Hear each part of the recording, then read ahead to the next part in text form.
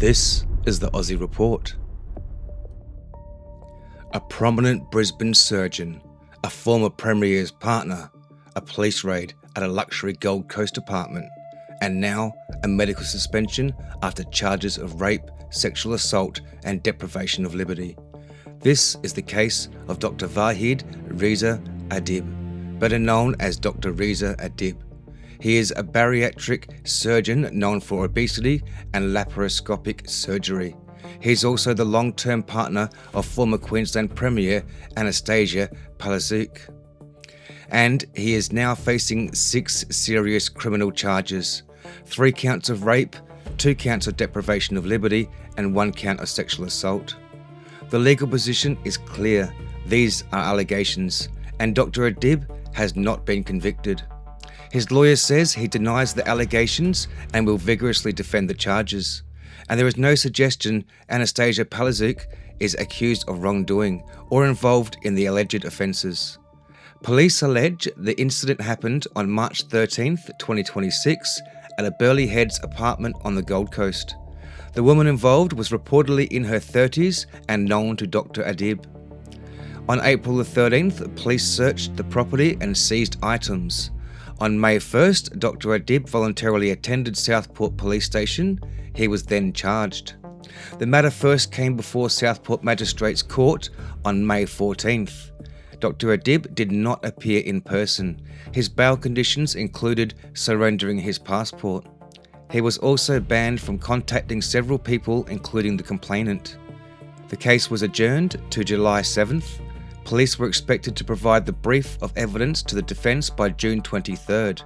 That is the criminal process: slow, formal, evidence-driven, and still at an early stage. But outside court, pressure was already building. Why was a doctor facing rape charges still allowed to practice? That question matters because Dr Adib is not a minor operator. His clinic has promoted claims that he has performed more than 20,000 operations. Patients undergoing obesity surgery are vulnerable. They place enormous trust in the surgeon, their body, their records, their pain, their hope. So when a doctor is charged with offences this serious, the issue is not guilt. That is for the court. The issue is risk. For a time after the charges became public, Dr Adib's registration remained active. Nine reported the regulator had not taken immediate action, with the Office of the Health Ombudsman saying due process had to be followed. Due process matters. It protects the accused, it protects the complainant, it protects the integrity of the case. But when the allegations are this serious, delay creates another question: who is being protected first? Then, on June 2nd, the position changed. Dr Adib's medical registration was reported as suspended. The Health Ombudsman said the suspension meant he was prohibited from practising medicine while it remained in force. That suspension can remain unless revoked by the Ombudsman or overturned by Queensland Civil and Administrative Tribunal. Again, this is not a conviction. It is not proof of guilt, but it is a major professional intervention. It removes him from practice while the criminal case continues. And this is where the story widens. Dr Adib had already faced public scrutiny.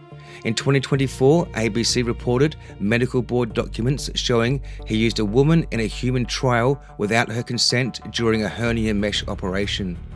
The trial was supposed to involve men only. The panel heard he had not read the fine print restricting the trial to males. That case is separate from the current charges, but it raised questions about consent, oversight and professional judgment. Then, in 2025, Dr Adib gave evidence at the inquest into the death of Rosemary Campbell. She was 62. She died in 2022, 3 days after gastric bypass surgery at the Wesley Hospital in Brisbane.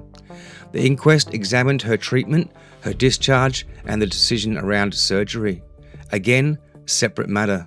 Different facts, different process, but another layer of scrutiny around the same high-profile surgeon. So this is not just a celebrity scandal, it is a systems of story. Police must decide whether the evidence supports prosecution. Courts must decide whether the charges can be proven beyond reasonable doubt. The medical regulator must decide whether a doctor should keep practicing while that process unfolds. Those questions are separate, but the public can still ask whether the timing makes sense. Why did suspension come after the charges were already public? What risk assessment was made? What changed?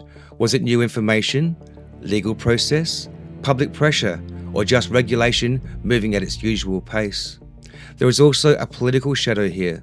Dr Adib's relationship with Annastacia Palaszczuk makes the case more visible. It does not make her responsible, it does not prove the allegations, but it does place the matter under sharper public attention. And there is one striking irony. Queensland changed its laws so people charged with rape and certain sexual offences can be named before trial unless a court orders otherwise. That reform happened under the Palaszczuk government. Now, because of that law, Dr Adib's name can be reported. That is not punishment, that is law operating as written. So what happens next? Watch July 7th when the case returns to court. Watch whether Dr Adib challenges the suspension through QCAT.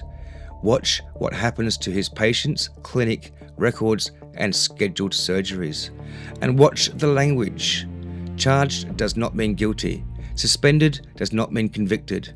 Alleged victim does not mean liar. And due process should never become a blanket thrown over public concern. For now, Dr Reza Adib is suspended from practising medicine. He denies the allegations, the charges remain before the court, and the case now sits at a collision point of medicine, law, politics, and public trust. The core question is simple. When serious allegations reach the door of a powerful professional, does the system move with urgency, or only when the public starts watching? This is the Aussie Report.